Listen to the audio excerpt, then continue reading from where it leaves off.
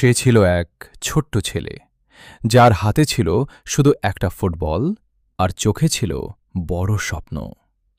কেউ তাকে চিনত না, কিন্তু সে জানত একদিন পুরো পৃথিবী তাকে চিনবে। রাস্তায় ধুলোমাখা মাঠে সে প্রতিদিন ঘাম ঝরিয়েছে, পড়ে গেছে, আবার উঠেছে। সময় এসেছে, সে পৌঁছে গেছে বড় মঞ্চে। স্টেডিয়াম ভরে গেছে তার নামে, মানুষ চিৎকার করছে। কিন্তু জীবন সবসময় সহজ ছিল না।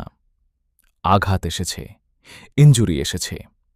যখন সবাই ভেবেছে সে শেষ, তখন সে নিঃশব্দে কাঁদেছে। মাঠের বাইরে বসে সে শুধু দেখেছে অন্যরা খেলছে, আর তার স্বপ্ন থেমে আছে। কিন্তু আগুন কি কখনো নিভে যায়?